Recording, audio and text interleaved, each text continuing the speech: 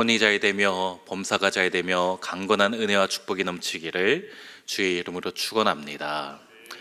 오늘 본문의 1절은 이렇게 시작하고 있지요. 아모스의 1장 첫 절입니다. 유다 왕 우시야의 시대 곧 이스라엘 왕 요아스의 아들 여로보암의 시대 지진전 2년에 드고와 목자 중 아모스가 이스라엘에 대하여 이상으로 받은 말씀이라. 솔로몬 이후에 하나님의 백성, 하나님 나라인 이스라엘이 남북으로 나뉘어지게 되었습니다. 남쪽의 유다 왕국과 북쪽의 이스라엘 왕국이 세워지게 되었지요. 그런데 아모스가 선지자로 활동했던 때는 남쪽에는 우시야가 왕이었고 북쪽에는 여로보암이 왕이었다라는 말씀입니다. 그 중에서 아모스는 북이스라엘에서 활동하던 선지자이지요. 북이스라엘의 여로보암 왕 시대라고 하였지요. 첫 번째 여로보암 왕은 왕이 여로보암이 2명인데 첫 번째 여로보암은 북이스라엘을 건국했던 왕이고 두 번째 오늘 본문의 여로보암 왕은 그로부터 약 150년 후에 나타난 북이스라엘의 13대 왕입니다. 그는 북이스라엘의 전성기를 만들었던 왕이지요. 영토를 확장하고 군사적으로나 경제적으로나 가장 또 부흥성장했던 풍요로웠던 시대를 만들었던 왕입니다. 다윗과 솔로몬 시대 이후에 가장 영토가 넓었던 때이기도 하지요. 41년 동안 통치를 하면서 태평성대를 이루기도 했습니다. 그런데 이런 여로보암 시대 때 하나님은 북이스라엘에만 호세아와 아모스와 요나라는 3명의 걸출한 선지자를 이 북이스라엘 땅에 보내신 것입니다. 왜 그럴까요? 왜 3명이나 선지자가 나타났을까요? 그만큼 북이스라엘이 타락해 있었다라는 의미이지요. 물질적인 풍요가 하나님 신앙을 여호와 하나님 신앙과 상관이 없을 수 있다는 말씀입니다. 제가 언젠가도 설교 때 이야기했는데 교회 성장학의 아버지인 도널드 맥가브란의 여러 가지 선교 부흥 이론 중에 하나가 삶의 질 향상에 근거한 전도 장애라고 우리 한국말로 번역할 수 있습니다. 무슨 말이냐 하면은 어느 나라나 어느 민족이든 간에 복음이 기독교 신앙이 들어가면 그 나라는 잘 살게 된다. 그러나 잘 살다 보면 언젠가부터 신앙을 점점 잃어버리게 된다라는 이론입니다. 이것은 기독교 역사상 거의 대부분의 나라에 공통적으로 있었던 일입니다. 우리나라도 마찬가지지요. 처음 선교사님이 우리 조선 땅에 들어오셨을 때 복음을 들고 들어왔는데 그때 고요한 아침의 나라라고 우리 조선을 불렀습니다. 근데 결코 좋은 의미가 아니었어요. 그 당시 일본을 떠오르는 태양의 나라라고 불렀던 것과 비교해 보면 우리 조선이 고요한 아침의 나라다라는 것은 평화롭다라는 의미뿐이 아니라 아무런 힘과 아무런 열정도 없다라고 우리 조선을 표현했던 것이지요. 그랬더니 이 땅에 우리 선교사님이 복음을 가지고 교회도 세우고 학교도 세우고 병원도 세우셨잖아요. 우리나라 초기에 세웠던 근대식 병원, 근대식 학교는 다 기독교에서 세운 것이지 않습니까? 이렇게 교회와 학교와 병원을 통해서 우리 영적으로 또 지적으로 육체적으로 강건함을 얻게 되었지요. 그래서 튼튼해져서 우리나라가 잘 사는 나라가 되었습니다. 하나님께 새벽마다 부르짖어서 하나님 주신 놀라운 축복을 경험하게 되었고 또 물질의 풍요도 얻게 되었습니다. 그런데 너무 잘 살다 보니까는 신앙을 잃어버리게 된다라고 했잖아요. 우리나라도 주님 주신 축복 때문에 잘 먹고 잘 살게 되었는데 풍요를 누리다 보니까 등 따뜻하고 배부르다 보니까 새벽 예배 안 나가게 되고 수요 예배, 금요 예배 뭐 다닐 필요 있나? 주일만 잘 지키면 되지. 그러다가 이제 조금씩 빠지면서 놀러 다니게 된 것입니다. 하나님이 주신 물질적인 풍요에 취해서 신앙이 조금씩 나도 모르게 잃어버리게 된 것이지요. 오늘 본문의 여로보암 2세 시대 때도 동일합니다. 배부르니까, 잘 사니까, 풍요로우니까 굳이 하나님이 없어도 잘 살 수 있을 것처럼 착각에 빠지게 된 것입니다. 그래서 하나님께서 이 시대에 호세아도 보내시고 요나도 보내시고, 특별히 오늘부터 살펴보는 아모스 선지자까지 이 땅에 보내고 계시는 것입니다. 1절 말씀 다시 보면 여로보암의 시대 지진 전 2년에 라는 말씀이 나오지요. 큰 지진이 있었다라는 것입니다. 모든 환경 이상과 자연재해가 모든 것이 하나님이 하신 일이라고 할 수는 없습니다. 그러나 모든 자연재해가 하나님과 무관하다라고도 할 수 없는 것이지요. 아모스가 하나님의 말씀을 선포하고 나서 2년 후에 큰 지진이 났다라는 것인데, 이 지진이 얼마나 큰 건지 이스라엘 역사상 남는 큰 지진이었던 것입니다. 그래서 먼 훗날 스가랴 시대 때 스가랴 14장 5절을 보면 그 산 골짜기는 아셀같이 이를지라 너희가 그 산 골짜기로 도망하되 유다 왕 우시야 때에 지진을 피하여 도망하던 것 같이 하리라. 나의 하나님 여호와께서 임하실 것이요 모든 거룩한 자들이 주와 함께 하리라. 이 아모스 시대와 한참 후대에 스가랴 선지자가 예언을 하면서 옛날 옛적 우시야 시대 때 큰 지진이 있었지, 그 지진 때 난리가 났던 것처럼 우리 마지막 때에 하나님이 심판하실 때 난리가 날 것이다, 이렇게 예언할 정도로 이 여로보암 시대 때, 우시야 시대 때 있었던 지진은 이스라엘 역사상 남는 가장 큰 지진이었습니다. 우리가 알아야 될 것이, 이런 재난이 닥치기 전에, 이런 어려움이, 고난이 닥치기 전에 하나님께서는 먼저 경고를 하신다라는 것이에요. 하나님께서 큰 지진을 주시기 2년 전에 아모스를 통해서 또 호세아를 통해서 먼저 경고를 하셨다라는 것이지요. 너희 죄가 너무나 커서 곧 있으면 하나님이 심판하실 것이니 그 전에 정신을 차리라 라는 말씀을 아모스가 하고 있는 것입니다. 1절 또 보면 아모스에 대해서 설명하고 있는데, 드고아의 목자 중 아모스가, 이 드고아는 남유다 땅입니다. 아모스가 남유다 출신인데 북이스라엘에 가서 하나님의 말씀을 선포하였다라는 것인데, 여기 아모스를 목자라고 부르고 있습니다. 그는 선지자, 선지생도로 훈련받은 사람은 아닙니다. 요즘 말로 신학교를 나온 사람이 아닌 것이지요.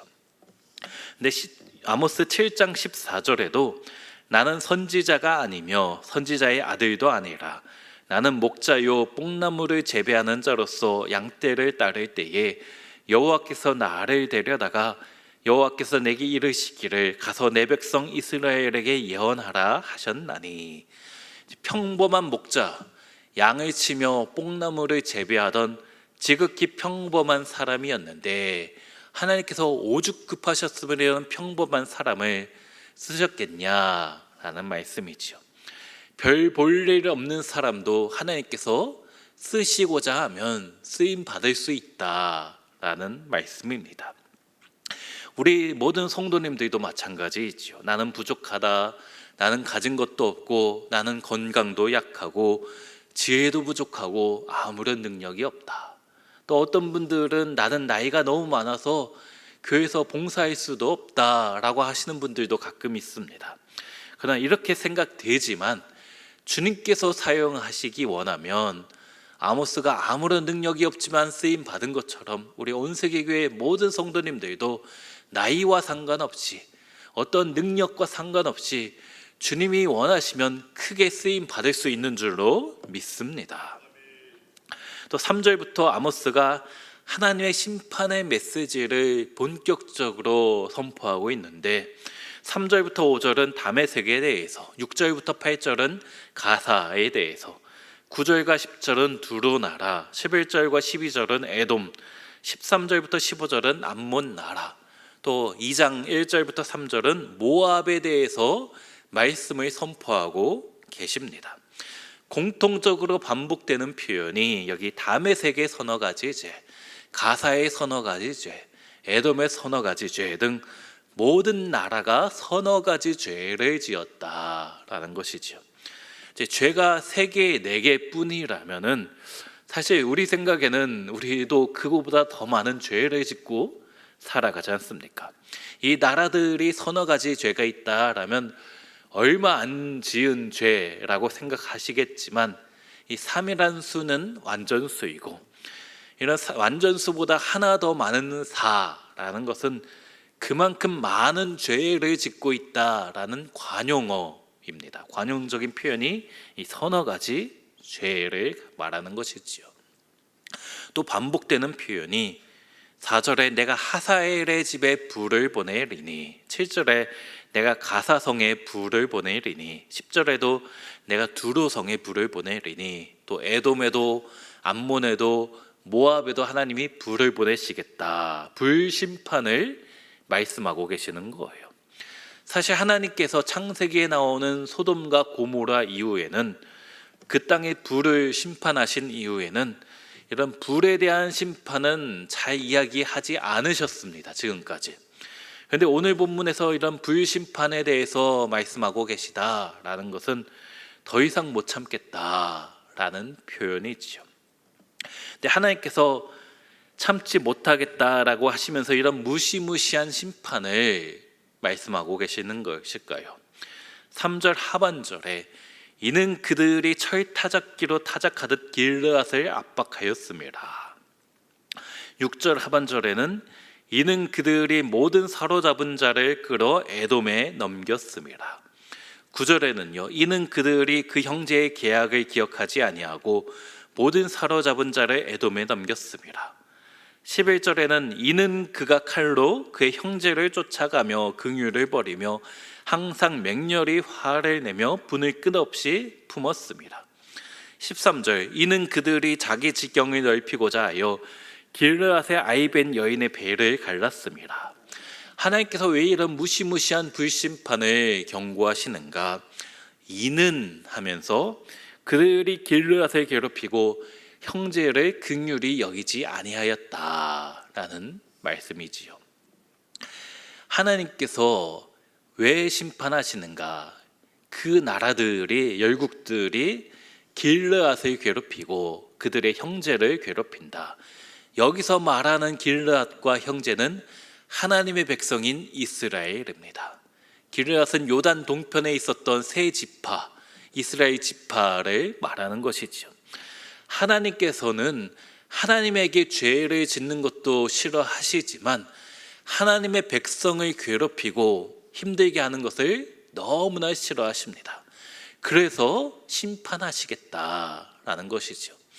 이 말씀은 곧 하나님의 백성인 우리 온 세계 교회 성도들을 힘들게 하는 그 어떤 사람이든 그 어떤 환경이든 하나님께서 가만두지 않으시겠다라는 말씀이지요.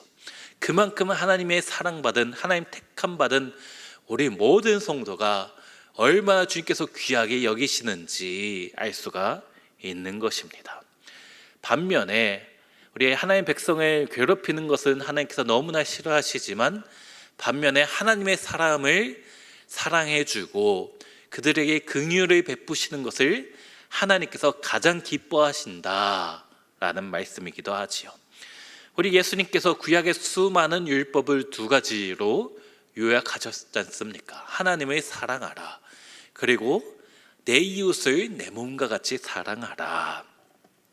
사람에게 죄 짓는 것을 싫어하시는 것처럼 또 하나님이 사랑하는 사람을 우리가 서로 섬기며 또 서로 사랑 베푸시는 것을 원하시기 때문에 오늘 하루 우리가 어떻게 살아야 되겠습니까? 혹시 내가 마음 아프게 한 사람이 있지는 않았는지 생각해 보면 좋겠습니다. 또 오늘 이 새벽에 기도하시면서 내가 오늘 하루 누구에게 하나님께 받은 사랑을 전하며 살아야 될 것인지, 누구에게 자비를 베풀며 살아야 될 것인지 이 기도 시간에 묵상할 수 있었으면 좋겠습니다. 그러면서 하나님을 사랑하는 마음으로 우리 이웃을, 또 우리 주위 사람을 사랑하는 것, 그것이 가장 기뻐하시는 일인 줄로 믿고 오늘 하루 세상에 나아가 주님께 받은 사랑을 많은 사람들에게, 많은 이웃들에게 전하며 사시는 우리 성도님들이 되시기를 축원합니다. 그렇게 살아갈 때에 주님이 우리 모든 성도님들을 더 많이 축복해 주실 줄로 믿고, 그렇게 주님의 기쁨이 되는 우리 온 세계 교회 모든 성도님들이 되시기를 주의 이름으로 축원합니다. 사랑과 은혜가 충만하신 하나님, 그렇습니다. 오늘도 우리를 사랑해 주시는 주님, 우리를 바라보시며 기쁨을 이기지 못하시는 주님, 우리 품에 안아주시며 사랑하신 주님 앞에 이 시간 나아가오니 하나님 주님의 은혜로 우리를 품어주시고 주님 날개 그늘 아래 거할 수 있는 이 귀한 은혜의 시간 되게 하여 주시옵소서. 하나님, 아모스가 지극히 평범한 목동이었지만, 아무것도 내세울 것 없는 사람이었지만 하나님께서 쓰시고자 하면 그렇게 별 볼 일 없는 사람도 크게 쓰임 받은 것을 살펴보았습니다. 우리 온세계교회 성도님들도 마찬가지입니다. 능력이 있는 분도 있지만 너무나 연약하여서 하나님의 도움만을 구하며 살아가고 있는 우리 성도님들입니다. 하나님, 그러나 찾아와 주시고 우리에게 힘 주시고 지혜 주시고 능력 허락하여 주셔서 주님 나라 위하여 귀하게 쓰임받을 수 있는 우리 모든 성도들 되게 하여 주시옵소서.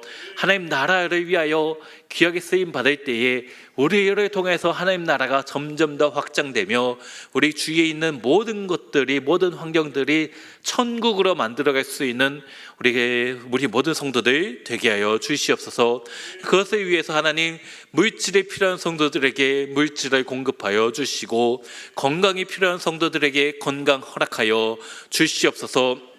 특별히 우리 자녀들 옆에 간구하는 우리의 기도의 제목들이 있습니다.